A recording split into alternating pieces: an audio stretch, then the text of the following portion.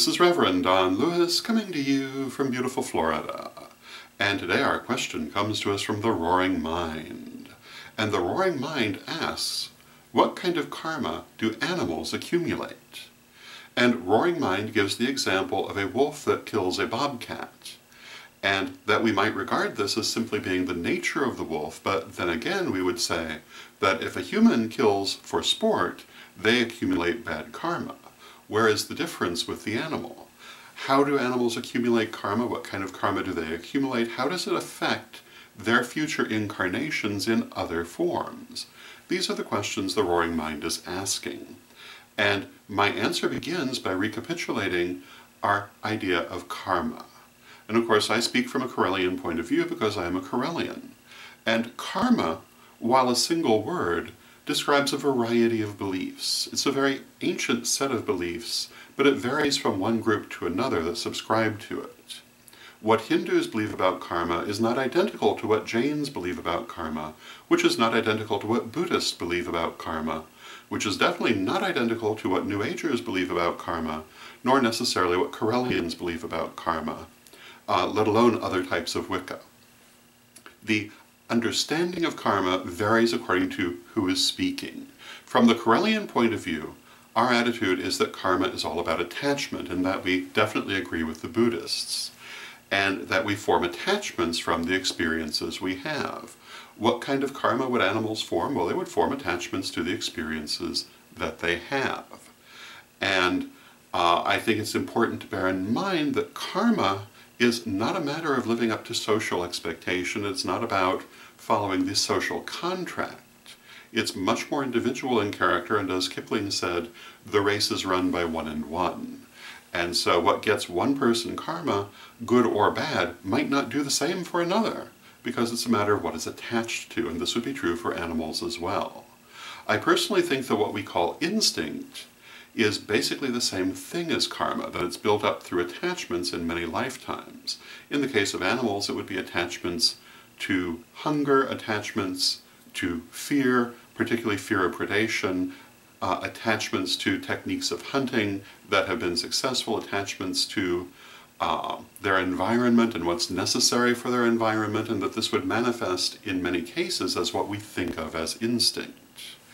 How would it carry forward to other incarnations in different lifetimes? Well, I think a lot of those things do carry over, and that a lot of things that might be thought of as instinctual can be found in many different creatures, including humans, in ways that are pretty much identical. I think we carry many of the same basic instincts that our earlier incarnations may have felt as animals, and that these come from the karma accumulated in those lifetimes.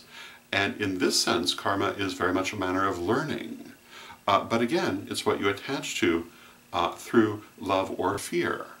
And very good things can generate karma, very bad things can generate karma, but they don't necessarily have to do with our social contract. And we did a series of vlogs some time ago on the difference between the idea of divine justice and human justice. They're very different things. The divine comes from a very different viewpoint. Karma, I believe, is a different viewpoint again. Karma is all about what you attach to. What would animals attach to? Well, it would of course be individual, but in general it would be their relationship to their environment. The things that work for them, the things that don't, the things that frighten them, the things that don't, the things that give them pleasure, the things that don't, and that it would build up into instinct. So that would be my answer to the question, and also to ideas of wider concepts of karma. I think that one of the worst trends that we see in the metaphysical community today is a trend toward pedantry, toward over-technical analysis of things and trying to nail things down to very narrow definitions that do not necessarily have narrow definitions. And I've seen a lot of people try to say, karma's a Hindu idea. Well, karma's not only a Hindu idea. Karma has been an idea in the West for quite a while under that term, and I think it was an idea even earlier under different terms, but even within the concept of Eastern religion, Hindus believed in karma, Jains believed in karma, Buddhists believed in karma. I believe there are a couple of other groups that would have also subscribed to it as well that are less well known, and each of them had their own differing beliefs. It's truly said that a little knowledge is a dangerous thing, and you see that very strongly in some branches of the contemporary pagan community, where they'll take a very limited view and try to apply it on a broad basis without realizing that they've only seen a tiny portion of the picture. So when it comes to things like this, I think we have to keep a very open mind, and we need to try to look at it in a flexible way. So, those would be my thoughts on the matter. I hope you find them helpful, and until next time, may you blessed be. Pray for peace. Pray for love. Pray for stability. Pray for the nation where you live. Pray for the world.